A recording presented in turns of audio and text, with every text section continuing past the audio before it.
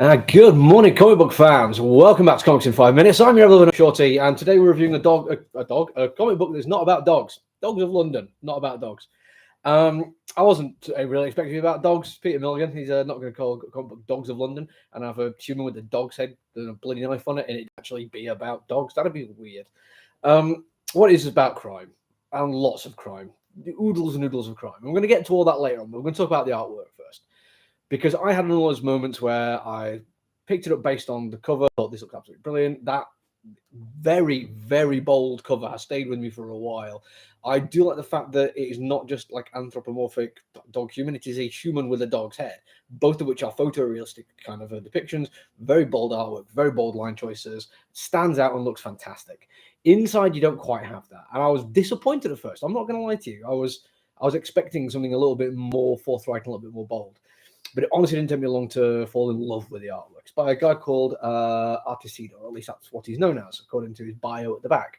And he is somebody who can really get into the detail on what makes a character, because that's kind of what you need in a story. This is a story about characters. First and foremost is about your main dude, the handsome guy who's ends up moving on from an overt life of crime into the upper echelons of capitalist society and conservatism, so still very crime-based. But more story about how he grew up, even from being a kid, his family life, the friends he made when he was a child, the choices they made that led him to a life of crime, which aren't always the choices they made. There's a bit of an underscoring here, which kind of gets the idea that just the people are the products of their time and their place and their societal background, and it's not just wanton criminality. But the artwork really does help with that. The biggest compliment I'm going to give is how good the facial expressions look. There's moments of terror and blind panic, and there's also joyful sadism, easygoing casualness. There's even just lazy anger where you've just kind of annoyed about something but you can't even be bothered being fully annoyed. This huge range of emotions all comes through from this guy's artwork. He's absolutely superb. The only big problem I have with the artwork is a lot of the primary characters we're dealing with are East London mobsters, very similar builds, similar haircuts, all wearing the same kind of suits. So there's a couple of times that I'm flicking through, I have to go backwards and forwards a couple of times to make sure I'm thinking of the right person when action is happening. When they drop a name and I'm like, oh wait, hang on, was that name that guy? Thankfully, it's not something that stayed with me. Like by the end of the comic book, I was totally set. I knew everyone was. I knew how they were distinctively done. But for the first few pages, there was a little bit, unfortunately, of being like, okay, what distinctive features particularly am I looking for? Weirdly, apart from like the big guy, like the overtly big guy, and the accountant for them, it does kind of come down to attitude. There's like sneers and easygoing smiles and blank faces, which become the things you recognize them for, which again feeds into just how good the artist is at doing these emotional kind of beats. The page layouts are good too.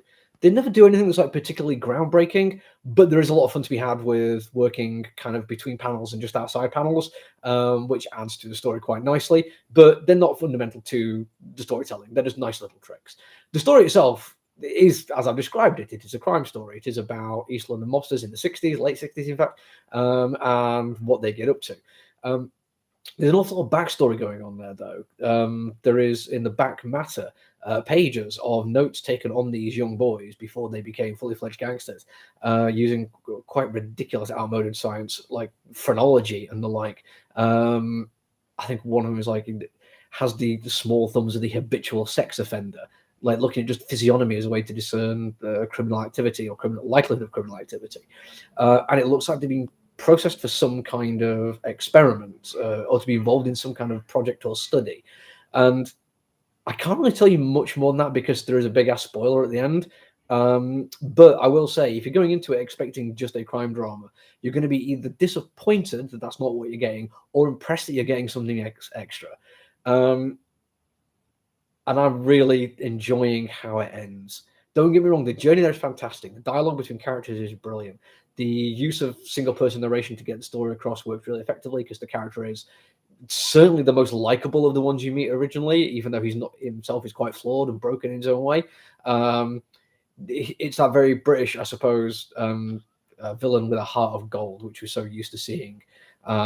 It's a very British trope in crime writing, and it's one that's kind of hard to instantly dislike. It's done well in this particular instance. Peter Milligan does a great job at it.